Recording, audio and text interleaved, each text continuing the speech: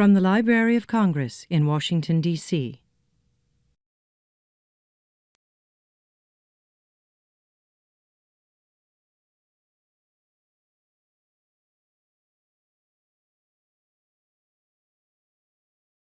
My name is Arnold Wiggins. Today we have guest actress, author, poet, dancer, and fine artist, Miss Bernadette Stanis, Thelma Evans of the television hit series Good Times. We welcome her today.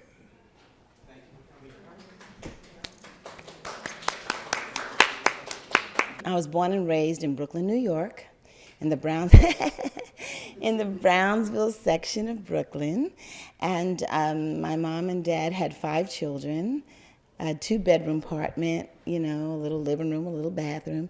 So they raised us, all 7 of us, in that little apartment. So I understood when good times came around. I understood it. They picked the right girl. But So born and raised in Brownsville was very challenging, I'm sure, for my parents to raise 2 boys and 3 girls, but they did well. I'm being the oldest. I had a lot more responsibility. My father always told me, Bernadette, for one, if you go wrong, if you go bad, all of my other children are going to go bad. Really? Being the oldest, he said, you're the leader, and they're going to watch what you do. So with that in mind, I always wanted to be the good girl, you know, to live up to what I had to do as a responsibility for my siblings and everything. I remember my dad, mom, they, being in the projects, you know, they wanted us to have a great education. So they put us in parochial school, and I remember, wow, wait a minute. They put us in parochial school. Those popping peas, I understand that, at Juilliard. They put us in parochial school, and it was like 10 blocks away from the projects, okay? So every morning we would have to walk like 10 blocks to school.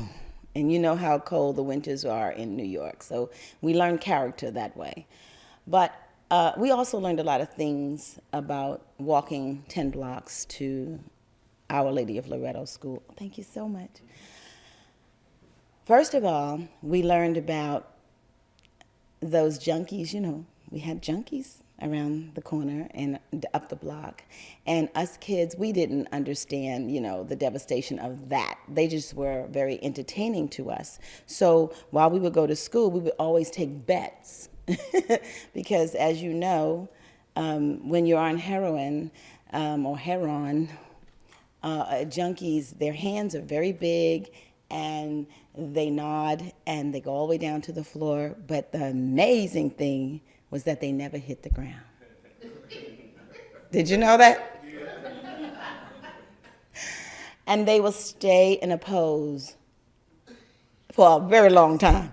And then they go down, and they pop right back up. I just thought it was amazing. So, a fine art. But anyway, we learned that. We learned a lot of things, and my father always said this to us: look, what's around you does not have to be in you. He raised us that way, you know. So what you see around you is what is around you, but what is in you is more important, and we're going to direct you a certain way. Now, that was a great lesson for me. I'm going to just share some of the lessons that I learned that impacted me in my lifetime from both my parents. But this one here is something that I learned from my mom. Now, when I was about 10 years old, there were 2 girls in my class called Mary Rose and Caroline. I'm not going to say the last names because they might be in the audience or something. No. But anyway, these 2 girls were so beautiful to me and so smart, and they just were everything I ever wanted to be at 10 years old. I, on the other hand, was not that smart, but I was like, okay, smart. I was like a BC student, but I was hanging in there. And I remember that they would always get A's and look great and all this other stuff, and I wanted to be in that clique.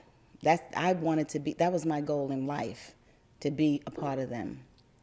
And they always, absolutely always rejected me.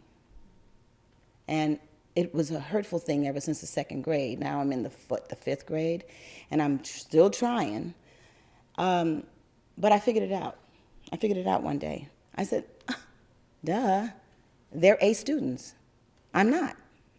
So what does it take to be an A student? And I studied and I studied and I studied, and I became an A student. I passed this test with a big old A, and I was right in their little clique, in their league, you know. And I remember that day I was so happy. And I went to, we had recess. And at recess, that we would always play double dutch or little things like that. And so they were playing double dutch. Y'all know about double dutch? All right, you're in my category. So I went over to them that day and I said, okay, can I play?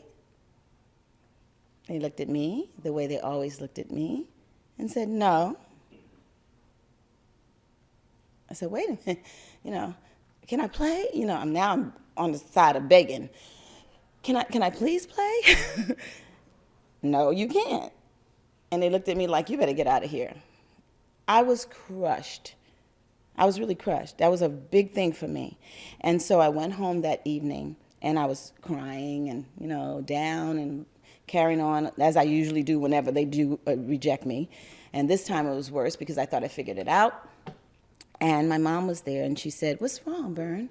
I said, Caroline, Mary Rose, they still don't want me to be their friends. You know, I don't understand, Mommy. Why is it? Why is it?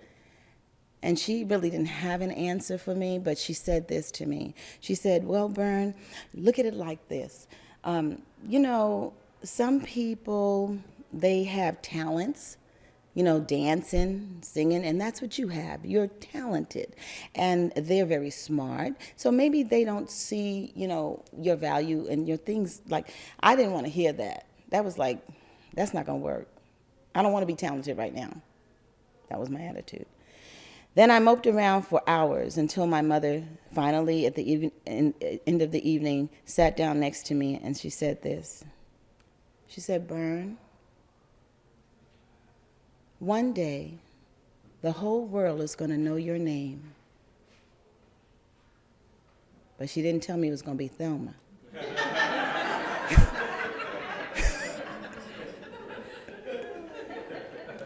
So I listened and I said, okay, whatever. But you know what? I didn't understand what she was doing and what she was saying, and I realized as an adult that, you know, sometimes parents are given certain messages and certain things to say to their children in devastating situations, you know, if they're connected, I mean, to wanting that child to prosper. And she spoke into my life something which taught me to learn. It taught me to speak into my children's lives, what I want for them, you know. And no matter how bad it may be at the time, I say, you know, I don't like what you did, but you know you're smart. You know you're going to be great. So you can't have those bad things trailing behind you if you're going to be a big, great person. I say those things anyway. That was a lesson for me because when I look back at it, my mother spoke prophecy into my life, didn't she? So that's why I always, when I speak to students at schools and stuff like that, I always tell them, you know, listen to your parents. Listen to someone that's older that's trying to help you. Because they're nuggets, they're gold nuggets. If you listen, you won't have to go through so much, you know? And I hope that they hear me because it's very important to listen. So that was one of my lessons, and it's something that I love my mother for. Then there was this other one when I wanted to be in the beauty pageant as a little teenager. And I begged my mother, Mommy, I want to be in this pageant. I want to be in this pageant so bad, so bad, so bad. And my mother said, you sure you want to be in this pageant? I said, yes. Now, you know that's going to cost a lot of money, right? You know, the gowns, the this, the time. She got 4 other kids. You know, she's got to do this whole thing every week for the summer. And I'm like, I want to do it. I want to do it. I want to be in it. So she finally said, okay. So we got in it. Now, every Sunday, we're traipsing down from Brooklyn to Manhattan. She's got all 5 of us pulling us down to go to Manhattan to do the rehearsal. So this went on for about 7 weeks. The 8th week was the day of the show, the Sunday of the show. And I got up that morning, and I looked in the mirror, and I decided I was not going to go. I decided that, and I meant that. And my mother said, okay, it's time to get ready, let's go, let's get it together now. I'm like, Mom, I'm not going. My mother looked at me. She said, what? She said, girl, get dressed. Come on, we gotta go. She didn't even hear me. I'm like, okay, this is not working. I'm really not going. So I'm moseying along and carrying on. She says, hurry up, we have to go. And I'm like, okay, all right.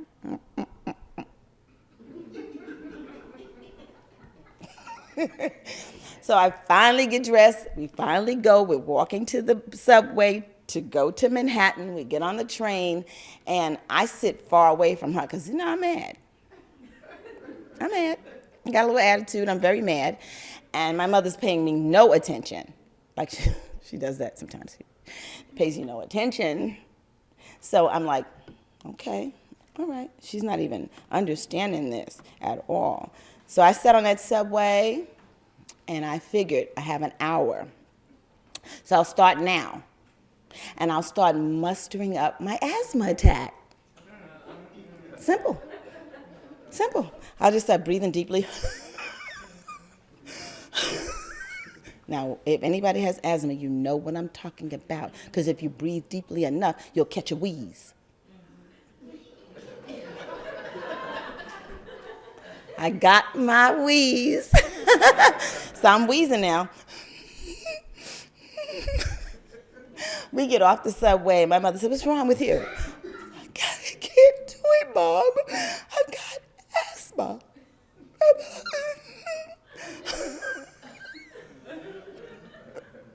We know our children. My mother knew me. She looked at me and she said, Bernadette, there's a drugstore on the corner. We're going to go over there and get a Primatene Mist. You're going to take it, and you're going to be okay. I couldn't get around her. But, back then you can get Primatene Mist. We can't get it now. But anyway, I took the mist. I sat around for a few minutes, and I was fine. And then I had to go on stage, and I did it. I wouldn't let her down, So now I'm there, so I might as well do what I'm there to do. And she said, you better do what you have to do up there. And I knew I better. So I did my little thing, whatever I had to do. But it really was an amazing thing because it was that Sunday that there was a manager there that saw me and told my mom that they're looking for a teenager to be in a television series. And they thought that I might fit. So they gave my mother the card so that we can go to CBS and see Norman Lear, the next day. The next day we go up there, and I'm like, okay, I don't know anything about anything. It's my first audition. I don't understand the game. I don't know what's what. I'm just walking and following. So I get up there at CBS, and we open the door, and there were hundreds of girls. Hundreds. Maybe not hundreds. Maybe about 80 or whatever, But it looked like thousands. So I'm sitting there, and I'm like, oh, my goodness, oh, my gosh, this is weird. I'm okay, well, whatever. And my mom's looking at me, and I'm like, I gave her such a hard time yesterday, but I won't do it today. But I was thinking about what I did and how I acted the day before. And what came to me, and I'm going to share this with you, was actually the reason why I was acting that way was because I was afraid. I was afraid. And I was afraid again in the audition. But I was really afraid. And I was afraid that they wouldn't pick me, that I wouldn't be good enough, that I wouldn't be pretty enough, that I wouldn't make it, that my talent wouldn't be good enough. And I just didn't want to hear no. I didn't want to hear no that day. So I figured if I didn't go, I wouldn't hear no, and I would win in my own way. But what a loser I would have been. So the lesson that I got out of that was this: don't let fear stop you from walking into your destiny. Because truly, when something great is about to happen, fear does come over us. You know, we doubt ourselves, or we think, I can't really do this, or what is it? And because of that, all of my life, whenever that fear came, I made sure I walked through it. And I teach my daughters the same thing. Don't be afraid, because when something is coming for you, it seems like you'll get most afraid. So that was my lesson there. Now I'm sitting in this audition, and I'm like, okay, I'm afraid again, but I'm not going to tell Mom. I'm going to just do my thing. But I kept thinking about what Dad would always say. And Dad always said this: what's for you, no one can take from you. And I kept thinking that and thinking that. And when they called me for the audition, I was really ready. Because, you know, I didn't really know what it was about. I just knew that I had to do it, and I did it, you know, my way. That's just how I did it. I had no fear with that, because it's so big. I mean, I may make it, I may not make it, big deal. So when I walked in there, it was Norman Lear sitting behind the desk with his white hat. You know how Norman does. He's the producer of the show. And it was Jimmy Walker standing there with his dumb hat. I'm looking at this guy. I'm like, whew. So anyway, they give me a script. And the script reads as if someone wrote it for a girl in the projects that knew really nothing about this girl. So I'm reading it, and it sounded really not right.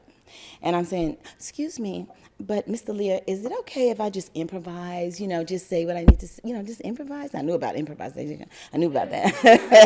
I said, can I just do that? Because, see, I have brothers. I know. Yeah. So he said, oh, okay, fine, do it. We got lots of girls, do it. So I said, okay. So I got up there, and I said to Jimmy, I said, okay, look, you better clean this house, or at least help me clean this house. You can do the dishes, you can empty the garbage, do something. You're just sitting there. So he said, I'm not doing dishes, and the garbage ain't full, so I'm not doing anything. I said, oh, yes, you are going to do so. You know how you do and everything. And no, I'm not. Yes, you are. And I just hit him. Because I do that to my brothers. I just hit him right on the arm. Bang. He went, what? And I'm like, yeah, you're going to do it. He said, no, I'm not. And we just went back and forth and back and forth. And I think Norman was cracking up, because it was real. It's just what you do, you know? So that was my audition. So I didn't hear anything back for about a month. I said, I don't think I did that right. Maybe I should have read that script. But it turned out that they did call me a month and a half later, and they asked for me to go out to California with my mom, and it was 3 girls. Had narrowed it down to 4 of us, and we had to stay there a week, and we auditioned, and then about a month after that, I found out that I got Good Times.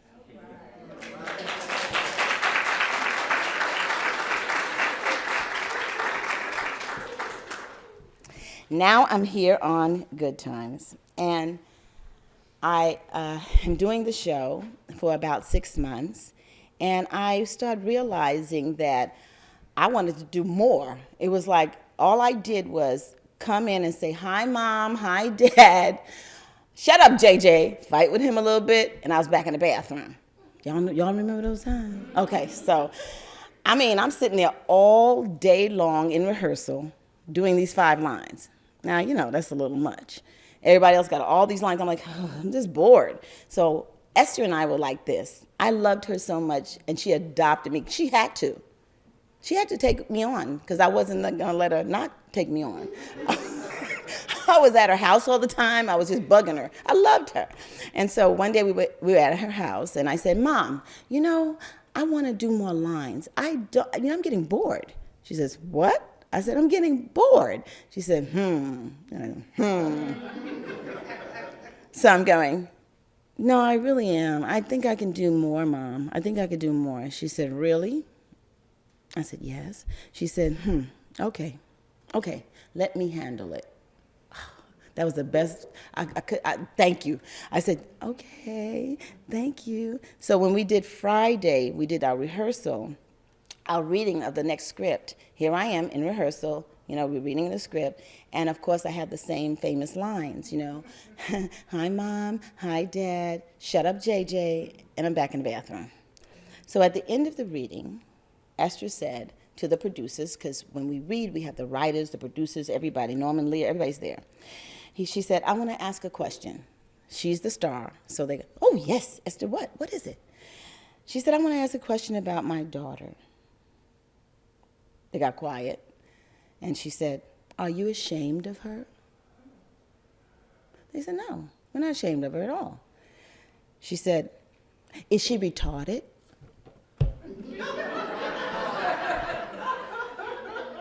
I'm like, you went too far, Mom.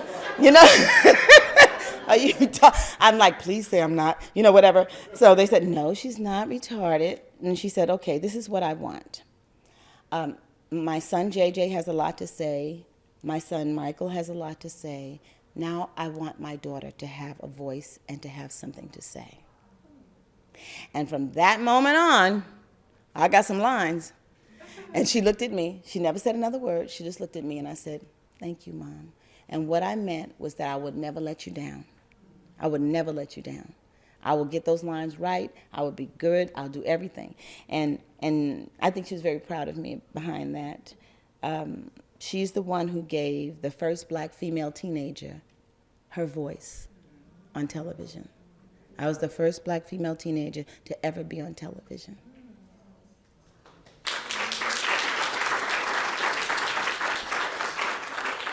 Thank you. Now, while I'm in the throes of Good Times, I'm like almost in the fourth season. No, it was the third season. And I'm in the swing of things, a lot of lines, a lot of everything. And I got something called nodules. Because I was taking singing lessons and I was straining. Yeah, I wasn't doing that right. But anyway, I developed these nodules on my vocal cords. So in the morning, I would sound normal, but by the time evening came, I sounded like a man. And they would hurt. So I finally had to go to a specialist, and they diagnosed it, and they told me what they had to do, and they had to, operate, and that the vocal cords can go one or two ways. I mean, you can lose your voice forever, or you can get very well and sound normal. So they said, but the operation is usually successful, so I did the operation. But before that, I mentioned to my producers that I'm going to have this operation. The doctors said that I am not supposed to speak for 6 months.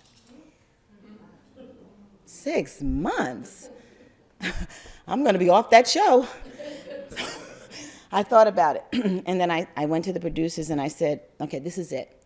I'm not supposed to speak for a long time, so what can we do to make it work? Maybe I could speak, a little bit. So they said, no, you don't have to speak. Only on tape night we'll allow you to speak. My doctor said that was fine. So therefore, no one really knew that I had nodules. I just went right in. So I would speak softly, but I would speak on Thursday nights. That was the deal, and I stayed on Good Times. So that was wonderful. In the process, though, of not speaking, I learned a lot. We didn't have Texas. We didn't have all that stuff. So I had to write out everything. So I started writing everything out and showing people papers and showing people. But then you didn't have spell check either. I'm like, this is not going to work out. They'll think I'm real dumb.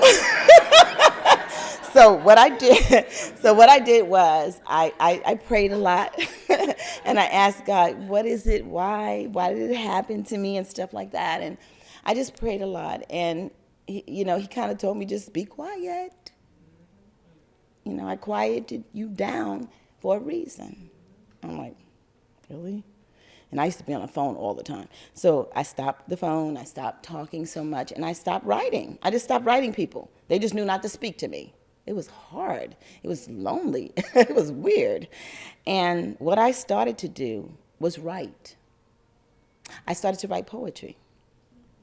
And the most amazing poetry came to me. because I was quiet and I listened. And before that, I didn't have time to write no poetry. I was too busy talking.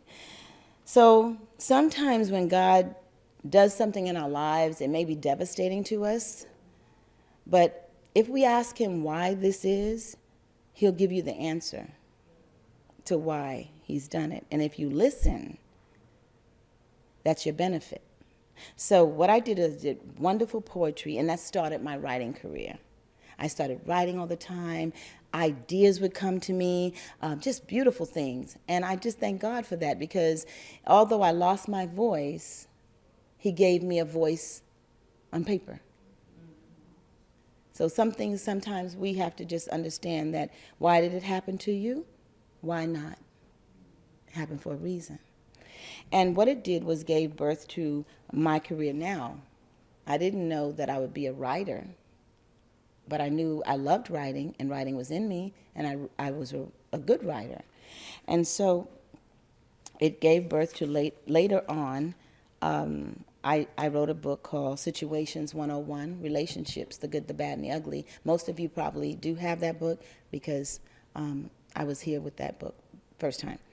And that book came about because as life went on, and I'm a mature lady now, I learned a lot about relationships. And my mom was very instrumental in that also, because being back in those days, those ladies got married. You know, she dated my dad when she was 16. They got married when she was 20, and that was it. No other man, no other body, it was just daddy. So I would say, Mom, you know, I'm out here, you know, I am Thelma. I'm out here, and what is it? You know, how do you get these guys? I mean, the relationship stuff is not working like I thought it should work. She says, well, Bern, I can't help you. Ma, you can't help me? You gotta help me. She said, I can't help you. I don't know the world. I don't know what's out there. I don't know how it works. She said, but I'm gonna tell you this.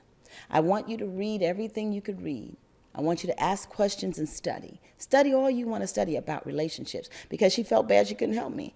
So she gave me permission to go into relationships, to study them, to learn things, you know, and I did that. So I was pretty equipped on, you know, helping some people, not all people, but some people about relationships. I became the girlfriend that everybody would call and talk about their stuff, you know what I mean? And because I wasn't out there with them, you know, they're just my friends. I didn't know all their friends. So I would give them good advice, and they felt safe because I couldn't go and tell their friends what they said. And, you know, I was like that. So I would give them great advice, and they would keep coming back. So everything that's in the book is advice that I've given to someone. So I did 101 different situations, but there's so many more. But this one girl, the reason why the book came about was this one girl kept asking me about this one guy. So it was 3 o'clock in the morning, and she was calling me nonstop. And I said to her, wait a minute. I picked up the phone. I said, what's wrong? She says, I can't reach him. I can't. I'm like, you can't reach him. It's 3 o'clock in the morning. Could he be sleeping? No, I don't think he's sleeping. I left a lot of messages, and, you know. I said, well, I called a few times. I'm like, okay, how many times you call? Well, you know, like 15. I said, wait, hold on now. This is obsession. I said, did you leave a message each time? Yes, I did. I said, he might not ever call you back. But anyway, I didn't say that really. I thought that. So I said to her, look, I tell you what. I'm going to write some things out for you so that you could look, you know, and you could put it on your refrigerator. So in the middle of the night, you know, you don't have to call your friends up, wake them up, tell them you called somebody 15 times, and get through it, through the night, and then call in the morning. You know, we can talk in the morning. So she said, all right. So I started writing these things. I said, I want you to put it on your refrigerator, and, you know, in the middle of the night, you get up, you walk around, you could read it. It's right there. It's right in the refrigerator. She said, okay. And I said, well, if that doesn't work for you, do like I do. open the refrigerator and eat something.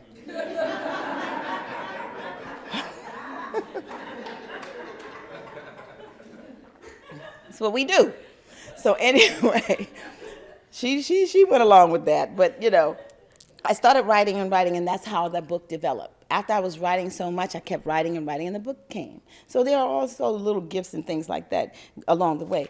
And then there was this, as I was touring with the book, Situations, Relationships, I realized that people are breaking up mostly because of finances. So it came to me to write the book on simple financing and how you feel with your money, relationship with your own money, and how you feel with sharing your money with other people. And people don't address that. They just go into a relationship and we're not gonna talk about money. We're not gonna talk about money. 6 months into the relationship, we're not gonna talk about money. Come on. And then when you say something, I wanna buy something, why are you spending your money on that? You know, you have to know where your money mind is when you're dealing with people. You know, first of all, you have to ask them, do you have good credit? Because a lot of times they're hoping you have good credit. So, and vice versa. Don't just go one way. That credit is a big deal, baby, in relationships. So I started writing about that and talking about that, and then after that, that was the book Mommy and I were touring together, and that's when I said to her, Mom, it'd be nice if you had a book too, and you could sit with me and things like that. And you know, that's when, you know, we realized that that would never happen. But I got my mom in 2006, and I want to share something with you. While doing all that book signing, I had an 8-year-old daughter and an 18-year-old daughter. Those are delicate ages. And I had Mommy. And of course, I had my husband, which was helping me. But you're dealing with a mother and daughters and Mommy, and the dynamics of that, and my heart being in different places. And I realized that my little daughter, who was 8 years old, was very jealous of my mother when she came, because I gave my mother all the attention because my mom's sick. And I'm like, oh God, you know, and my baby is getting, why you have to treat her like that? Because she was getting, you know, she was a baby. And so one day my mom said to me, I don't know why Brittany is jealous of me. Who wants to be like this? I said, Mom, she's gonna get it together. Because, you know, you're not gonna be like this always. You know, we're gonna solve this. My older daughter, she was watching from a distance because she was ashamed, which is okay. You know, she didn't want her friends to see her, you know, the kind of thing. I understood that. In the meantime, I'm realizing that my mom has this Alzheimer's, and when she was first diagnosed with it, I looked at the doctor and I said, okay, well, you know, what is it, minerals, vitamins, you know, what do we have to do here? I said, because, you know, we're going to solve this. So the doctor looked at me and went, and he didn't say anything. And I thought that was very rude. I'm like, that's ugly. We're going to find another doctor. This doctor's not right. Found another doctor. The doctor gave me that same kind of look. But what they were saying to me is that this chick is in denial. She's ignorant. She does not know what this thing is. Alzheimer's is a death sentence. I didn't understand that. I fought like you would never believe on the internet, finding ways, crying, praying, going to everybody. There's got to be an answer to this thing. It was driving me crazy. It did that for about 3-4 years. In the meantime, as a caregiver, you got to be careful because you can lose yourself. My pressure went up. My weight went out of control. You know what I mean? And I'm like, I can't be gaining weight. I'm an actress. What is this? I'm gaining weight. Oh my God. You know, so I'm going through that because my mom would eat and forget she ate and would want me to eat with her again. And I loved her so much, I ate with her again. I mean, I was going through it. You know, when I realized that I was really, really heavy was when I was buying some clothes, because for some reason my clothes were getting tight. You know, I couldn't, and so I had to get some new clothes. So I went and got some clothes, and I saw the size of the clothes, and I said, oh my God, this doesn't even fit. You know what? They got European clothes in here. I was in such denial of everything. You know, but I realized it wasn't the clothes. So the doctor told me I had to calm it down because the pressure was high, it was the weight, it was a whole lot of things, so I started looking at that. But still, my attention wasn't quite on me, it was still on my mom. But see, what you do in a situation like that, you start mourning. You don't really realize you're mourning. I'm mourning the loss of my mother. I'm mourning the fact that she was a bookkeeper, and she started to give her money away to everybody. She would hide her money. I was seeing drawers, $200, $150. I'm like, Ma, what are you doing? Then I realized that's what they do. So what came to me one day, and this is very major to me, what came to me one day was the fact that I'm going to go to the store and get play money. I'm going to take this chance. I went and I got a pack of play money. I took her money out of the purse and I put the play money in it. And she opened her purse and she said, oh, I got my money, got my money. And I said, okay. She took the money out and was counting it. She saw the 10s, the 5s, the 20s, and was counting her money. She said, okay. She put it back in. She was fine. I went in that bathroom and I cried like a baby. That my mother no longer knew the difference between real money and play money. You know, that's very devastating. These are the things that I had to deal with as a caregiver for a person that had Alzheimer's. But I'm going to get to the end of this now, and I'm going to let you know that the disease is very devastating. And it's very devastating on the caregiver. And you have to come to grips with the fact that Alzheimer's is now still a death sentence. There is no cure. They can't fight for this. I'm here to fight because they can't. They can't. And so it went on where, you know, at the end of the road, she went through all the stages. And at the end, she got shingles because she had the shingles, you know, whatever it was. So I gave her the feeding tube. I let them have the feeding tube, put the feeding tube in. And my mother was always at home with me. And they asked me to put her in a facility because she wasn't sick enough to be in the hospital and she wasn't well enough to really come home because I didn't know how to handle feeding tubes for 2 weeks. I put her in this facility. I looked and looked and looked and I found a very nice facility, I thought. And I put her in it. And so the second week, I said, okay, well, I'm here to, you know, get the, get it all arranged so Mommy can come back home. And they looked at me and they said, your mom can't come back home because she caught the C. difficile disease. That's the staph disease that goes around in a nasty facility because I found out that it happens because the maids, the aides that are taking care of these people want to do it quick. And nobody can tell, the person can't tell on them. So what they do is they get a little basin of water and they get their little towel and they go to each person and wring that towel over them and then they wipe them. That's done. Put the pamper on them, let them go. Next one, next one, next one. They don't use soap. All it took was some soap. And it would stop the disease. It would not spread.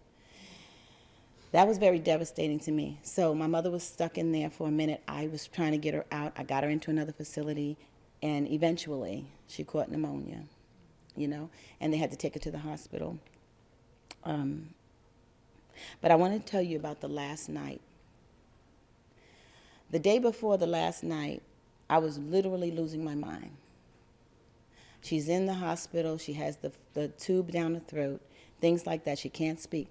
And so I'm realizing this is not good. You know, I noticed that her foot fell I noticed certain things, but she was calm. She was there. She was aware.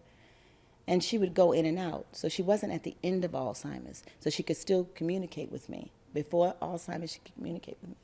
So the day before they put the tube down, she was in the hospital, the day before they put the tube down, she said to me, when I went to the hospital, and I said, "Oh, Mommy, how you doing, Ma? Everything's going to be okay." And she looked at me, and she said, just before I had to leave, she said, "I want you to take care of yourself, because we all have to take care of ourselves now." I'm like, "Why are you saying that?" But I knew why she was saying that. So the next day, she had this thing in her throat and everything, so it lasted for about a month. Then the day before the last night, I was going nuts. I was calling the doctors. I was accusing them. "Look, you are not give her some yogurt. Give her some antibiotics. Give her something. Get her probiotics. That's what you don't do. You got to do." I call those people every day, every hour on the hour. And they said, "Look, your mom is very, very ill." I'm like, "That's why she's there. For you to fix her. Get her right."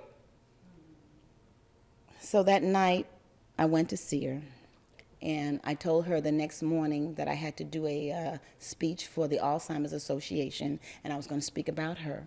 It was about 11 o'clock, and I said, "Okay, Mommy, so right after that, I'm going to come back here. It'll be like 10 o'clock. I'll be back here, okay?" She said, "Okay." I kissed her, and that was it. I went home, and that night, about 2:30, my cell phone rang. Now, I had my baby daughter. She's like 16 now, and me, and my other daughter was at her apartment, and my husband was in New York, so it was just she and I. I didn't go to bed. We laid on the couch. She laid on one couch. I laid on another couch. The phone rang, and she looked at it, because I wasn't looking at it. She looked at it. She said, "Mommy, that's the hospital." I said, "Yeah." And I let it go to voicemail. I wouldn't pick it up. She said, "Mommy, you got to call him back. You got to call him back." I said, "Okay." So I called back, and they said, "Your mother's vitals are failing. Please come in now." And I'm like, that moment, everything changed. Everything changed. It was like, you don't know at the moment of this is it moment what you're going to do. I froze. I wouldn't move. I couldn't move. I was like, and my little daughter said to me, "Mommy, come on. Grandma's waiting. You have to come. You have to, come on, Ma." And she said, "Well, Ma, come on now. Here's your blouse." Put my blouse on. She said, "Here are your pants." I put my pants on. She said, "Here's your hair."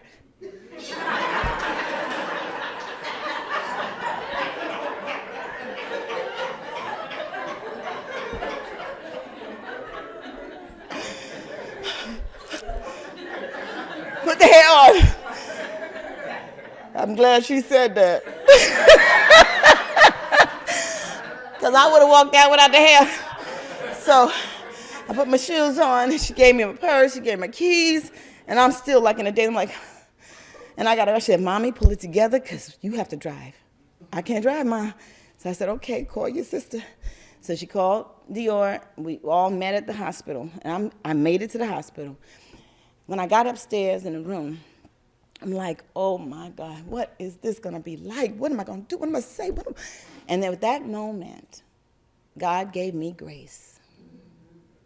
He gave me grace. He said to me, it was like he just dropped something in my brain, and it went like this. It said, "This is going to happen. It's not about you. So make it good for her." I knew exactly what that was. So when I walked in there, Mommy was at peace. It felt like the Holy Spirit was just like in the room. It was so peaceful. And I walked in, and I was okay. I said, "Okay, Mom." I said, "Okay, Mommy, I'm here." I said, "Me and the girls are here. We're going to be with you." I said, "Mommy, I'm going to lay down with you until this happens." I said, "I don't care if it takes a day, a week, a month," and I meant that. And I told them to move her over so I could lay down. They're looking at me like, what? You know, she got tubes. You can't move her. I said, either you move her or I'm going to move her because I'm laying down with my mother. So they moved her over. They gave me a little blanket. They gave me a little pillow because they knew they couldn't mess with me that night. So they gave me a little blanket and a little pillow, and I laid down with Mommy, and I put my foot over Mommy, and I said, Mommy, I'm here. And I touched her hand, rubbed her hand and everything. And I wanted to put my head on her chest, but she had the respirator. Couldn't do that. You know, thoughts, things like that. So I'm like, okay, I can't do that. But I'm here, Mommy. And it was so peaceful. My 2 daughters went into the waiting room and went to sleep. And I laid there, and the clock is right there. And I'm laying there, you know, peaceful. And I went to sleep. I went to sleep for 2 hours. And I couldn't believe I did that. And when I woke up, it was like 2 hours later, and I was like, and I'm looking at my mom, oh God. And Mommy was still breathing, and she was still looking around. And I said, oh God, thank you. And then the pastor came in to give her rights. And he said it was very peaceful in here and that I was brave and different things like that. And then my daughters came in. I had them come in. And my older daughter was looking at my mother. She came around and she was looking at her and talking to her and touching her face. And she said, Mommy, she said, Mama's eyes, they called her Mama. Mama's eyes don't look right. I said, what you mean? What you mean? Don't look right. It looks like she's looking through. She's looking through, Ma. And I'm like, okay, well, show her the picture of Jesus. So she showed her the picture of Jesus. She said, Mom, she's not focused. So I said, well, show her the picture of Mary. So she showed her a picture of Mary because she loved Mary. And she still was like, she said, Mommy, she's looking like she's looking right through these papers. So I said, okay. I knew it was time. I went around and I looked at her. And I looked in her eyes. And I realized, my God, you know, I'm looking in the eyes of death. Her eyes were yellow.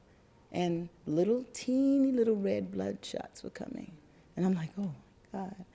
I said, this is it. I got to start talking to her. I got to tell her now. So I said, Mommy, I want you to know that we had fun. We had a good time, Mommy. I said, I love you. I love you. I love you.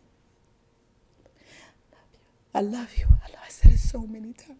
And I realized she can't say I love you back. So I said, I know you love me, Mommy. I know you love me. I said, but we had fun. We had a good time. But it's not over yet. I don't know why I said that. And she left.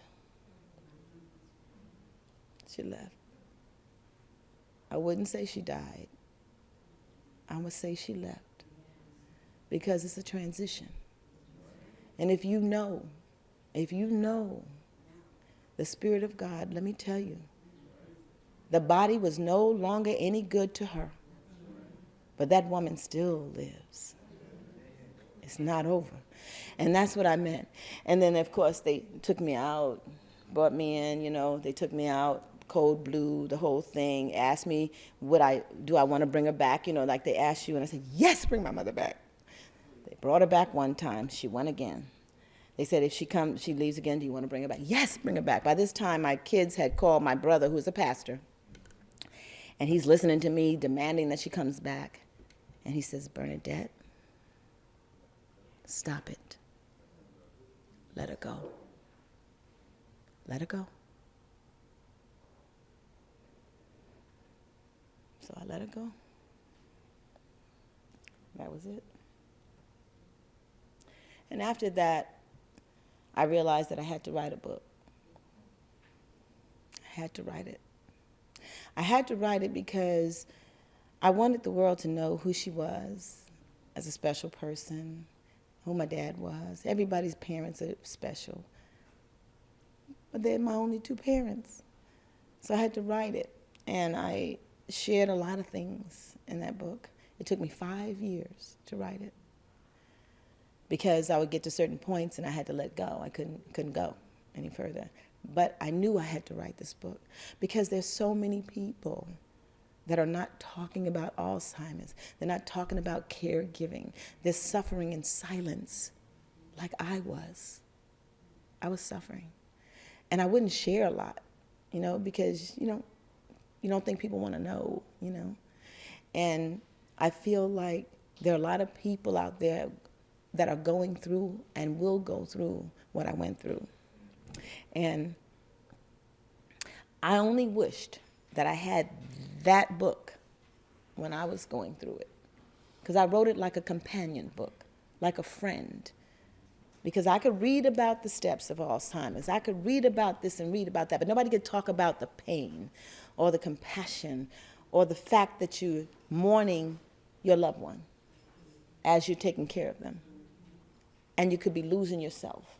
A lot of caregivers die before the person they're caring for. I was on my way because I had forgotten about me. So I'm just sharing these things with you because it's very real, and one day we all may be there. So that's why I wrote The Last Night, because it was the last night that showed me the power of God and how he can heal us and he can make it okay and he can make you understand, when you have to understand. So I thank you for listening to me.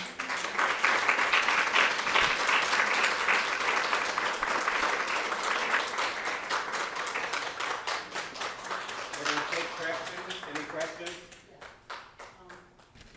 I have a comment and a testimony and an ending thing. So I loved it when you said about understanding the wisdom of your elders. My grandmother used to speak in adages. Why buy the cow when you get the milk free? Lie down with puppies, you wake up with fleas. When red time comes, love flies out the window. Those were her favorite ones. And I used to be like, oh, grandma, just shut it, And then I got 50, and I'm like, why buy the cow when you can get the milk? But you were listening, see, it was in your head. Yeah, my grandmother was so wise. And then Yeah. the second thing I wanted to say is I went through a similar experience with my aunt, but she was my aunt, not my mother. Right. So, and she was sliding into dementia, and at first I was embarrassed. I was like, why is she acting like that? And then I realized, this is serious. My aunt got on a plane by herself to Paris, where I was, and the hotel called up and said, you have to take this lady out of here. She's, incontinent all over the place, and, and I still tried to give my aunt dignity, but I ended up spending the rest of my trip to Paris babysitting her. Yeah. And I was very resentful. Yeah. Why do I have to take care of this woman? She's, one of my, my parents, my father's sibling. Why do I have to take care of her? Yeah. And being the only person who lived in Washington where she lived, it's like she kept going down. And then people call me up, your aunt's wandering down the street. She's like, her credit cards are falling out of her purse and stuff. Yeah. And it was just the worst thing ever. And I went to go see Dreamgirls at the Signature Theater, and I got a call right before I went in that somebody went to my aunt's house and, of course, found her dead. I had to identify her and everything. It's taken me years to come to terms with my aunt, because she wasn't nice. She wasn't nice to me as a child. Right.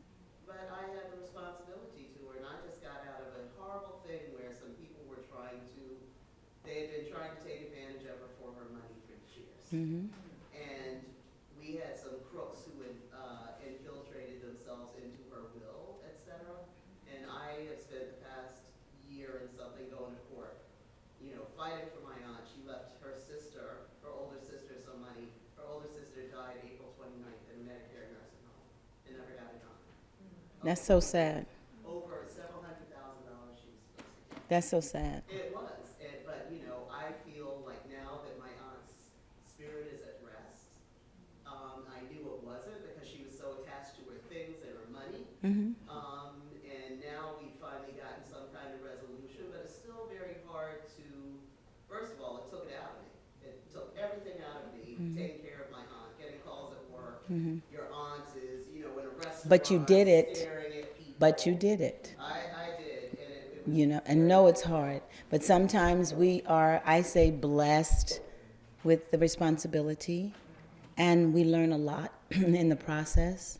And you never know why you need to know that knowledge. And it's okay to be resentful. It's okay to feel bad. It's okay to say, why me? Because those are the things that we go through. It happens. Why? You know, I still question why in certain ways. But, you know, if you have faith and you believe that everything happens for a reason, you will get over that in time. And you will not feel guilty or bad or anything because it's human. It's very human. I went through the same thing at first. It was like, God, come on, why my mom? You know, why? You know. What made me so sad was she was the first Black woman chief of the nursing staff of NIH and the Veterans Administration. Wow. And I saw her reduced to. That's right. That's right. That's right. And that's a very horrible place, but that's what this disease does. And we need to know why it happens and what we can do to prevent it from happening to us, especially to me, if they say that it's in the family. You know, I feel it's not in the family, it's in the habits. It's in the habits, the things that we do that our parents did. My mother was she was a worrier. She worried about everybody. And so, you know, maybe the stress of it all did it too. My father was murdered when she was 59. And I think that threw her into it. She went straight into Parkinson's in that 10-year span. By the time she was 70, she was into Alzheimer's. So, yeah. Yeah, it's rough. It's rough.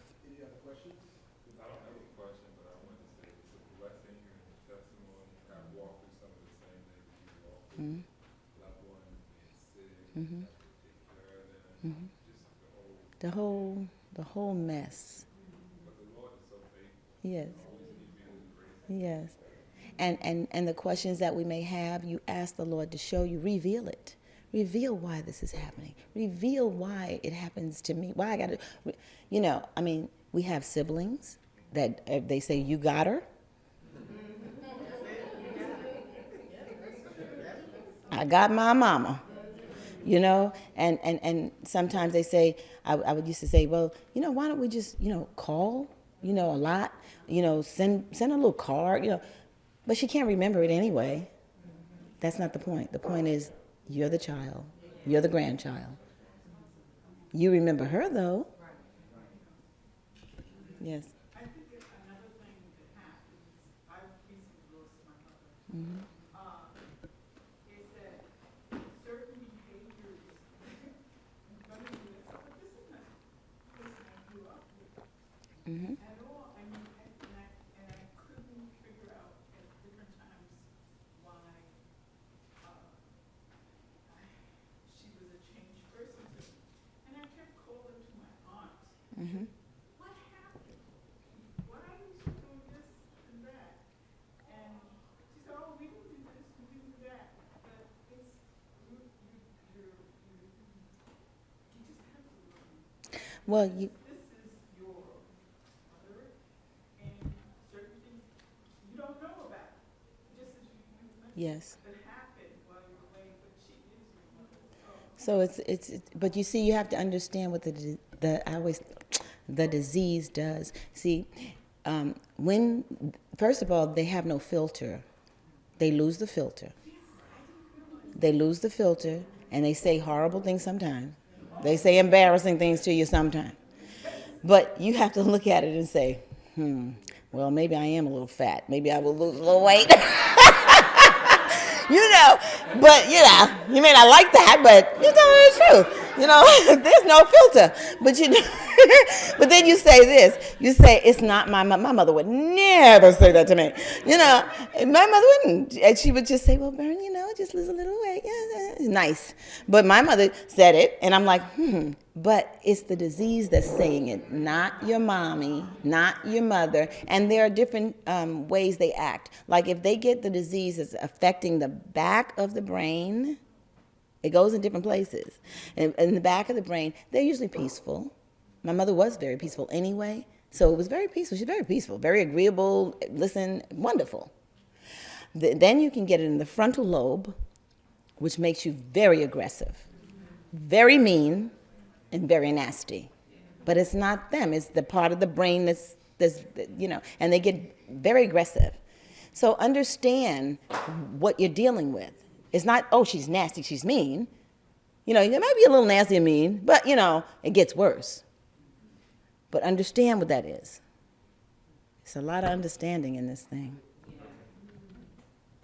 Last question.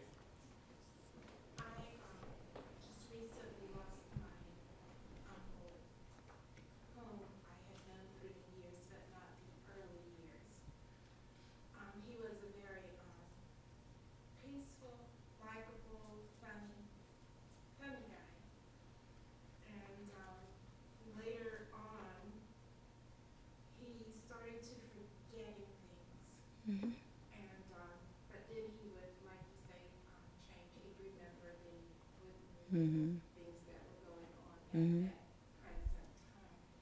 But he would tell us things that happened when he was younger. Yeah, they do. They go back to the young life. My mother stopped at 14. And that was her best time. And there was a Buddy Willis. Buddy Willis. She's like Buddy Willis in high school. So every time I wanted to make her smile and make her happy, I said, Mommy, come on, let's talk about Buddy Willis. And she would smile, and she'd talk about high school and talk about her friends then. You understand? So, she knew I was her daughter. She knew I was close to, she loved me. She knew a connection, but I became her mom. She called me Mom. Yeah, I became her mom, and she was my baby some days. And she mentioned to my husband one time, no, I have a husband.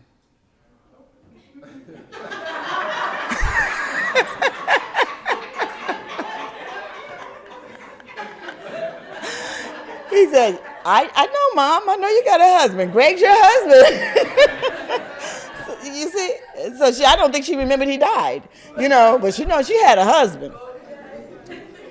So it goes, it's funny. They go through stuff, and you just have to love them through it. And agree. I mean, sometimes it's like she would goes, well, the babies are big in their life. They hallucinate a little bit and see babies. My mother saw babies, and she would say, okay, now, watch that baby over there. Watch that baby over there. And I'm like, Mommy. At first, I'm like, Mama, there's no babies over there.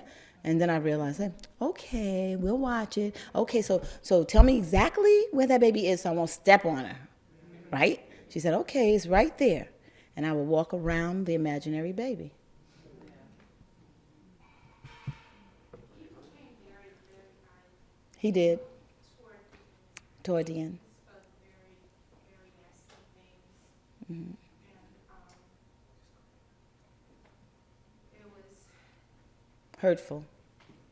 really hurtful, but we knew he didn't mean it because unless he was like that before we knew it. Well, it's not that they're like that before. It's like they know something's wrong with them, and they can't get it out. They know something is not right. They don't have the language anymore. Some people treat them differently. It becomes like a baby senses things. So they could be around a person and get very violent and very nasty and very stubborn. But the person, you got to know what that person is saying to them or how that person is treating them. You see? But if it's a loving relationship, a lot of times they don't do that like that because people think, well, they're not going to remember if I just cuss them out or I kick them or I push them to the side. Serious. And they know, you just kicked me, but they can't say it. So they get violent. On edge, Right. you have to really tread carefully. You do. And, not do the triggers that make them angry. Right. Because my aunt would be like, if you told my aunt, she had a penchant for cocktails. And so you'd say, Aunt Bernice, I think you need another cocktail. Who are you telling? That's right. I'm grown. Don't be telling me I can't have my cocktail. But see, that's what she said. She meant that. A cocktail. But she's a grown woman. And she wanted a cocktail. I knew if I said that, she may see the rest. That's right. Did you give it a cocktail? Well, what I would do is she would order the cocktail, and then she'd look away, and I'd snatch it. Right, and she didn't know she didn't drink it. She didn't know she did. Okay, so that's how you got to do them, you know? Well, it didn't go to waste. Ms. Bernadette, Yes. I wanted to mention to you and let you know that God makes no mistakes, and you being here with us today is blessing each and every one of us who were able to come. I appreciate this intimate talk, and also I appreciate your talent and gift as an actress and a writer, because growing up with the show Good Times, that was our Leave It a Beat.